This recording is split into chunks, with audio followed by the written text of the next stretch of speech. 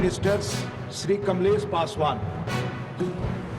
आपकी अनुमति से मैं ग्रामीण विकास पंचायती राज संबंधी स्थायी समिति की दूसरी रिपोर्ट तथा छठी report of Railways led in Rajya Sabha on 10/3/2025 a statement showing implementation status of all the in Assembly Constituency of the State of Goa Bill 2024, the Merchant Shipping Bill 2024, the Indian Ports Bill 2025, the National Sports Governance Bill 2025, and the National Anti-Doping Amendment Bill 2025. Number 4, consideration and return of the Manipur Goods and Service Tax Amendments Bill 2025 after it is introduced and considered and passed by Lok Sabha to replace an ordinance. Number 5, consideration and return of the appropriation bill relating to demands for grants Manipur for the year 2025-26 after it is introduced, considered and passed by the Lok Sabha subsequent to demonstration and laying concerned demands for grants. इस house की ruling स्पष्ट है। Election commission constitutional body है, election commission constitutional body है और supreme court के अंदर मामला सब जुडिस है। I will not allow doctor Som Kumar Mittal, it's zero over. Sir मैं धन्यवाद देता हूं कि आपने मुझे ऐसी समस्या आप सब जो हर बात बहस के लिए चुप नहीं है। आप सब नहीं चाहते कि आपके सवाल उठाएं। बिजनेस की बात करते हैं, लेकिन आप साथ समय रहे जो सवाल आप उठाना चाह रहे हैं जनता का सभी क्वेश्चन आवर मेंबर्स आवर है कि मैं सरकार का बहस नहीं है और आप कहते हैं लोकतांत्रिक कहां से चलाने में चश्मा लगाने वाले सारे आपके जो आचरण है बार बार में रूल्स ऑफ कंडक्ट के खिलाफ है। प्लीज बोलना पड़े। आप मैं ये मांग करता हूँ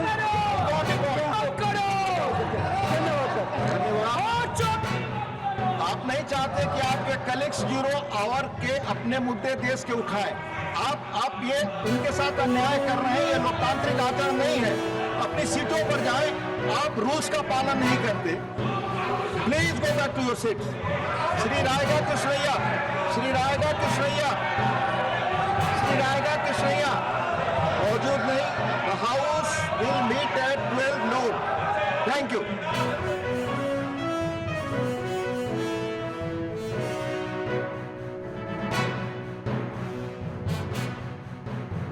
एक्सटेंसिव कंसल्टेशन किया गया। एक्सटेंसिव कंसल्टेशन इस लेवल पे किया गया कि 22,600 टोटल इनपुट आए। ये माननीय प्रधानमंत्री श्री नरेंद्र मोदी जी का आप अपने स्थान पर जाइए। ओपन माइंडेड बिल्कुल गलत है। आपको नाम से पुकारना पड़ेगा, आपको नाम से पुकारना पड़ेगा। के साथ काम करने का एक तरीका है, उस तरीके से काम किया और वैसा ही डीपीडीपी रूल्स के फॉर्मुलेशन में भी माननीय सदस्यगण सदन की कार्रवाई सोमवार दिनांक 4 अगस्त 2025 प्रातः 11 बजे तक के लिए स्थगित की जाती है।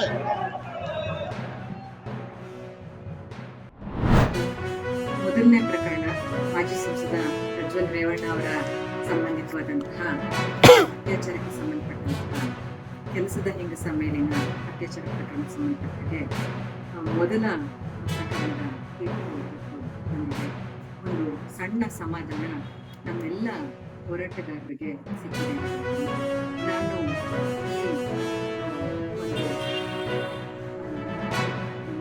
ಜಡ್ಜ್ಮೆಂಟ್ ಬಂದಿದೆಯಲ್ಲ ಅದಕ್ಕೆ ಸಂತ್ರಸ್ತೆಯರು ಮತ್ತು ಅವರ ಎಲ್ಲ ನೊಂದವರ ಪರವಾಗಿ ನಾನು ಇವತ್ತು ವಂದನೆಗಳನ್ನು ಹೇಳಕ್ಕೆ ಇಷ್ಟಪಡ್ತೀನಿ. ಯಾಕೆ ಅಂತಂದ್ರೆ ನ್ಯಾಯಾಲಯಗಳು ಕೂಡ ಇವತ್ತು ಬಹಳಷ್ಟು ವ್ಯತಿರಿಕ್ತವಾದಂತಹ ತೀರ್ಮಾನಗಳನ್ನು ನೀಡ್ತಾ ಇದ್ದಂತಹ ಹಿನ್ನೆಲೆಯಲ್ಲಿ ಇವತ್ತು ಸತ್ಯಕ್ಕೆ ಜಯ ಇದ್ದೇ ಇದೆ ಅನ್ನೋದಕ್ಕೆ ಇದೊಂದು ಒಳ್ಳೆಯ ಉದಾಹರಣೆಗೆ ನಾವು ಮುಂದೆ ನಿಂತಿದೆ ಅಂತ ನಾನು ಭಾವಿಸ್ತೀನಿ. ಅದರಲ್ಲೂ ಇಷ್ಟು ಶೀಘ್ರವಾಗಿ ತೀರ್ಪುಗಳು ಬಂದಿದ್ದು ಅತ್ಯಾಚಾರ ಪ್ರಕರಣದಲ್ಲಿ ತುಂಬಾ ಅಂದ್ರೆ ತುಂಬಾ ಕಡಿಮೆ. ಇದು ಜನಪ್ರತಿನಿಧಿಗಳ ವಿಶೇಷ ನ್ಯಾಯಾಲಯ ಆಗಿದ್ದರಿಂದ ಮತ್ತು ನಾನು ಒಂದು 6-7 ತಿಂಗಳು ಆಗಿತ್ತಷ್ಟೇ ಚಾರ್ಜ್ ಶೀಟ್ ಆಗಿ. ಇಷ್ಟು ಒಳಗಡೆನೆ ಈ ರೀತಿಯಾದಂತಹ ತೀರ್ಪು ಬಂದಿರುವಂಥದ್ದು ನಿಜಕ್ಕೂ ಒಂದು ಸಮಾಧಾನಕರವಾಗಿರುವಂತಹ ಮತ್ತು ಆಶಾದಾಯಕವಾದಂತಹ ಒಂದು ಬೆಳವಣಿಗೆ. ಮತ್ತೆ ಯಾಕಂದ್ರೆ ಇನ್ನೂ 3 ಪ್ರಕರಣಗಳು ಇರೋದ್ರಿಂದ ನಾವು ತುಂಬಾ ನಿರೀಕ್ಷೆಯನ್ನ ಇಟ್ಕೊಂಡಿದ್ದೀವಿ. ಧನಾತ್ಮಕವಾದಂತಹ ತೀರ್ಪು ಬಂದೇ ಬರುತ್ತೆ ಅಂತ. ಕಣ್ಣೀರಿಗೆ ಎಷ್ಟು ಬೆಲೆ ಇದೆ ಅನ್ನೋದಕ್ಕಿಂತ ಹೆಚ್ಚಾಗಿ ನ್ಯಾಯಕ್ಕೆ ಎಷ್ಟು ಬೆಲೆ ಇದೆ ಅನ್ನೋದು ನಾನು ನೋಡ್ಬೇಕು ಅನ್ಕೊಳ್ತೀನಿ. ಯಾಕೆ ಅಂತಂದ್ರೆ ಎಷ್ಟೋ ಜನ ಹೆಣ್ಮಕ್ಳುಗಳು, ನಮ್ಗೆ ಎಷ್ಟು ಅಂತ ಗೊತ್ತಿಲ್ಲ ನಿಜವಾಗ್ಲೂ,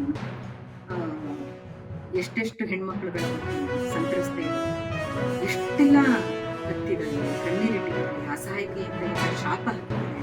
ಅವ್ರ ಕುಟುಂಬದವರು ಮಾನ ಮರ್ಯಾದೆ ಎಲ್ಲ ಬೀದಿಗೆ ಬಂತು ಅಂತ ಹೇಳಿ ವಿಲವಿಲ ಒದ್ದಾಡಿದ್ದಾರೆ. ಆ ಎಲ್ಲ ನೋವು, ಸಂಕಟ, ಅಪಮಾನ ಮತ್ತೆ ಈ ರೀತಿಯಾದಂತಹ ಅವರ ಶಾಪಕ್ಕೆ ಇನ್ನೇನ್ ಮಾಡ್ಬೇಕು? ನಿಜವಾಗ್ಲೂ ನನಗೆ ಆ ಕ್ಷಣದನ್ನ ನಾನು ಪ್ರತಿಯೊಂದನ್ನು ಇವತ್ತು ಜ್ಞಾಪಿಸ್ಕೊಳಕ್ ಇಷ್ಟಪಡ್ತೀನಿ. ಅವರೆಲ್ಲರ ಕಣ್ಣೀರಿಗೆ ಇವತ್ತು ಬೆಲೆ ಸಿಕ್ಕಂಗಾಗಿದೆ ಅಂತ ಹೇಳ್ತೀನಿ. ಕಣ್ಣೀರಿಗೆ ಬೆಲೆ ಸಂಸದರ ಕಣ್ಣೀರ್ಗಲ್ಲ ನಾವು ಬೆಲೆ ಕೊಡ್ಬೇಕಾಗಿರೋದು. ಸಂತ್ರಸ್ತೆಯರು ಮತ್ತು ಅವ್ರ ಕುಟುಂಬದವರ ಕಣ್ಣೀರಿಗೆ ಇವತ್ತು ಬೆಲೆ ಸಿಕ್ಕಿದೆ ಅಂತ ನಾನು ಭಾವಿಸ್ತೀನಿ. ಖಂಡಿತವಾಗಿ ಎಷ್ಟೇ ಪ್ರಭಾವಿಗಳಾಗಿರುವಂತಹ ಕುಟುಂಬದವರಾಗಿದ್ರು ಕೂಡ ಈ ರೀತಿಯಾದಂತಹ ಅತ್ಯಾಚಾರ ಇರ್ಬೋದು, ಇದರ ಯಾವುದೇ ಅಪರಾಧ ಪ್ರಕರಣಗಳಲ್ಲಿ ಸಿಲುಕೊಂಡಂತಹ ಪ್ರಭಾವಿ ಕುಟುಂಬದವರು ಕೂಡ ನ್ಯಾಯ ಎಲ್ಲರಿಗೂ ಒಂದೇ ಅನ್ನುವಂಥದ್ದನ್ನ ಎತ್ತಿ ಹಿಡಿದಿರುವಂತಹ ನ್ಯಾಯಾಲಯಕ್ಕೆ ನಾನು ನಿಜವಾಗ್ಲೂ ತುಂಬಾ ದೊಡ್ಡ ವಂದನೆಗಳನ್ನ ಸಲ್ಲಿಸಲಿಕ್ಕೆ ಇಷ್ಟಪಡ್ತೀನಿ. ಯಾಕೆಂದ್ರೆ ನಮ್ಗೆ ನಂಬಿಕೆ ಇನ್ನಷ್ಟು ಹೆಚ್ಚಾಯ್ತು. ಪ್ರಭಾವಿಗಳು ತಪ್ಪಿಸ್ಕೊಂಡು ಹೋಗ್ತಾರೆ ಕಾನೂನಿನ ಕೈನಲ್ಲಿ, ಹಣದ ಮೂಲಕನೋ, ಪ್ರಭಾವದ ಮೂಲಕನೋ, ಇನ್ನೂ ಅಧಿಕಾರದ ಮೂಲಕನೋ ಏನೋ ಅನ್ನುವಂಥದ್ದು ಇತ್ತಲ್ಲ, ಆ ತರದ ಸಾಧ್ಯನೇ ಇಲ್ಲ.